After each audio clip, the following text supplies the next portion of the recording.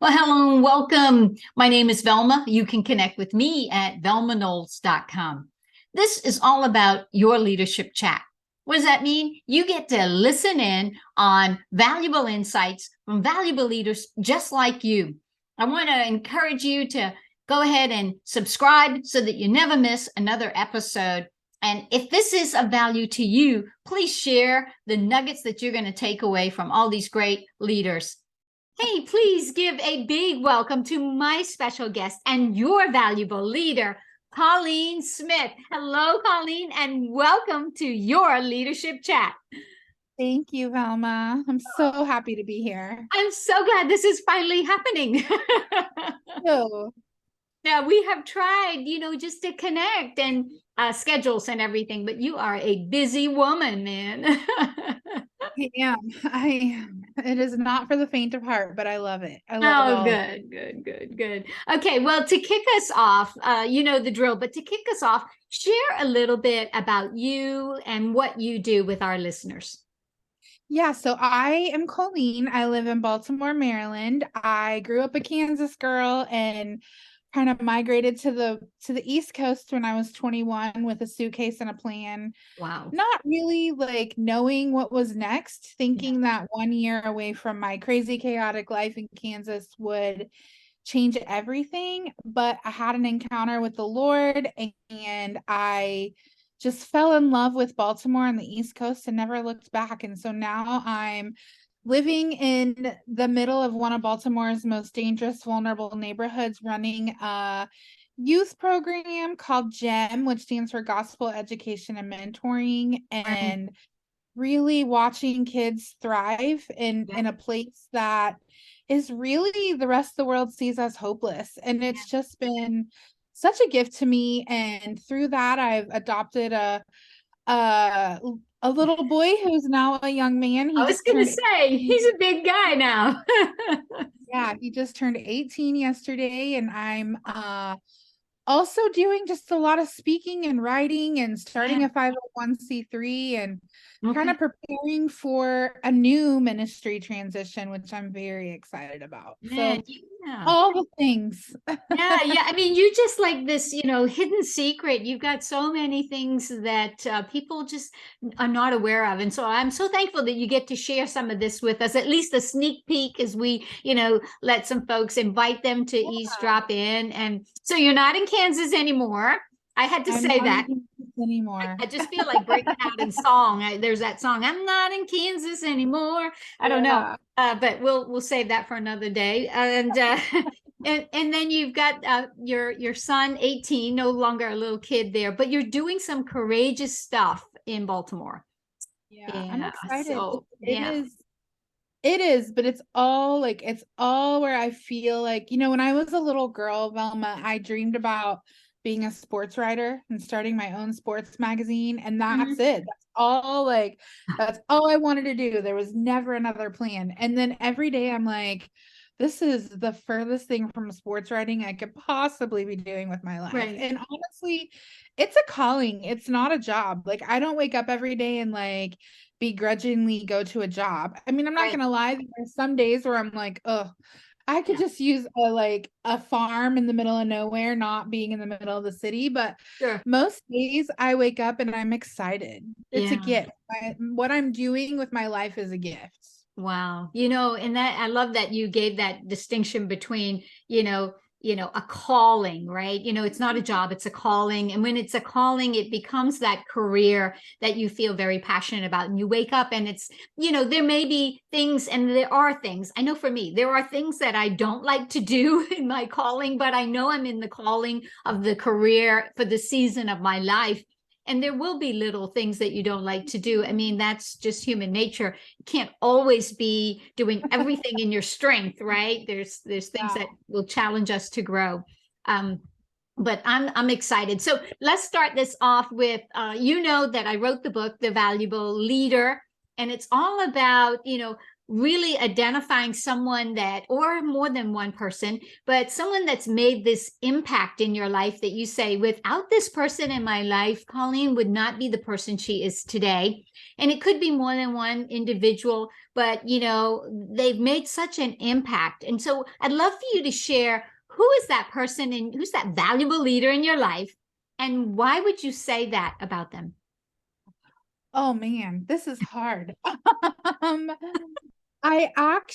so my former pastor, who has now relocated to Florida, would probably be one of the top ones. He Yeah. just really was a great example of like how to love people, like how Mm. not to just be a leader. Like being a leader doesn't mean you get to like stand in front of everyone and tell them what to do and boss them around. Being a leader means you're going to get down and dirty with like the best of them. And if I'm not willing to clean up the toilets like alongside the janitor, Right. that doesn't make me a very good leader. And I really learned from him, like watching him walk into church and pick up trash on his way in, or Yeah. we were a mobile church for the majority of the time that we were meeting, and like watching him help pack up or set up every day. It's like, are you willing to get your hands dirty? So he would be Mm. one of them. And then I think if I can say too, Yeah. I Yeah. have Cool. been, I have been interning for Allie Worthington for several years now, and she has just been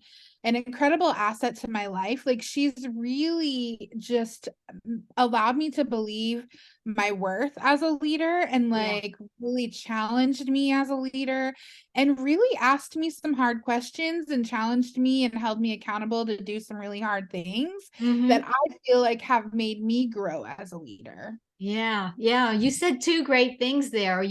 One, your former pastor who actually walked the talk. You don't just say, I'm the leader of people. You actually lead. And that means you have actions that demonstrate leadership. Like, as simple as picking up the trash, right? And I know in the Walt Disney company, that was one of the things way back when it first started. It was like everyone, if you saw something on the ground, you picked it up. It wasn't that it was just for the custodial staff or anything. It was, you took pride in where you worked and you took responsibility, and your pastor demonstrated that. And then Allie Worthington, yes, and I know Allie through our similar relationship there, and she is demonstrating a way to challenge us. And I love the fact that leaders, they make a valuable impact when they challenge you. And I know Yeah. she's challenged you because we've had some sidebar conversations, which is good, which is good. Yeah. Oh Yeah. my goodness. Yeah. So yeah, valuable leaders challenge. Okay. So what it takes to be a valuable leader, somebody that makes an impact. You've seen it with your pastor, you've seen it, and you're experiencing it now still with Allie. And I know there's other people that we could ramble on. But how does Colleen impact others now to add value to their lives and help them become valuable leaders? How are you paying it forward? Yeah, so I have found myself in many different types of leadership roles, and I Mhm. think in all of them, I want to lead out of a place of love. Like, I don't want to be the powerful person who stands in front of a room and bosses people around. Like, I want to sit alongside the people that I lead and Mhm. love them and work alongside them. And I want to be willing to do the things that I expect of them. So if that means that I need to plan a lesson to teach our students every week, I'm going to plan a lesson to teach our students every week. If that means I need to remove myself from just leading and like really get in and get my hands dirty and do the hard work, I'm going to do it, because I believe that I'm going to cultivate a path for other people to become leaders when I'm doing what I expect of them, but Mm. also when I'm leading by example. I'm very much a your actions speak louder than your words kind of Yeah. person. Yeah. So I want people to look at me and say, man, that's a good leader. Like she's willing to do the hard work. And Right. I make a point of like, if I go into an establishment and I see a manager who I know is a leader doing something that you expect like a server or a cashier or someone else to do doing the work, I Right. always make a point to tell them like I'm very impressed with their leadership and manager skills because they're willing to do what needs to be done. They're Yeah. not just in the background. I don't want to be a background leader. I want to be an in the middle of it leader. Wow, I love that. Not a background leader. What a nugget you just dropped there. You're in the middle. No, sometimes we Yeah. say things and we don't think about it. But Yeah. but truly, are you a background leader? Someone in the background kind of telling everybody, go forward, do what I say. Or are you like in the middle? Not even out in front, but are you in the middle? Are you shoulder to shoulder with people? So wow, that's you dropped the mic, girl. But I will say this, with that comes boundaries because Yes. you can't Mm, you can't be doing everything and be a good leader. Like there yeah. does have to be some boundaries. So I can't every single week plan a lesson to teach my students because otherwise I'm not doing things behind the scenes to make my volunteers better. So I Right. have had to learn I'm not a good boundaries. I will tell you, I need to read boundaries book every day of my life because I'm not Right. good. But I Right. have had to learn in my leadership that there does have to be boundaries. Yeah. And sometimes when you have such a big servant's heart, like you've really, challenged yourself and moved your dream, from Kansas to Baltimore in one of the most challenging environments, right? And have, taken a leadership role of really changing the way people think about others there and making such a powerful impact in those that others would just kind of like turn aside and not even pay attention to and disregard. You're doing that out of love. And I think sometimes especially in business or in when you use the word leadership, I think people tend to think, well, there's this certain persona and I have to be that. And I'm telling you, I'm all about demystifying that, girl. Okay, girlfriend, I'm all about demystifying. You do Yeah. not call yourself a leader because you have a corner office or because you have, your own parking space or you running your own business. You're a leader when people want to follow you, and people want to follow you if you love them, if you care about them, if you get in the trenches with them, like you said, I love it. Yeah. Oh my goodness. Okay. So you never know who's going to listen to these messages and when they're going to listen and what perspective or what season they are in their life. And so if there was one big takeaway that you could give to our listeners on, how they can be more valuable as a leader, how they can value themselves more, and how they can help other people from adding value to their lives, what would that one big takeaway be? Could you share that with us? Yeah. I think you said it a few minutes ago. Something that I would say is like being a leader doesn't mean you're at the top of the pay grade or you're sitting in a corner office or you have a parking spot that's right in the front. Being a leader really does come from a place in your heart of like, I want to be a leader, and being a leader doesn't come easy, and it's not something that like just happens. Like you have to work and cultivate your leadership skills. And so for me, it's like reading books or getting underneath other leaders and learning from them and Mhm. really like not I feel like sometimes I see leaders who are very aggressive and have to be in the center, and that's just not how I've become a leader. Like Mhm. it really has been taking a step back and watching other people and learning from them, and Sure. then learning how to cultivate my own leadership skills. Like where do I need to grow and where do I need to have accountability? And I think sometimes as leaders we forget like we still need to be loved. We still need to be nurtured. We still need to learn. We still need accountability. And so, really putting myself in a place of having all of those things has helped me cultivate like what being a good leader looks like for me. And Yeah. then, really allowing me to hold myself accountable of like, what am I doing to be a better leader for people who are watching me? Like, people Right. who are looking into my life, what are they seeing? Yeah. Yeah. You're standing up the mirror, right? right? So that's a big takeaway for people to really, say, what are you doing? What are you doing to become that better leader, holding up the mirror to yourself on a day-to-day basis?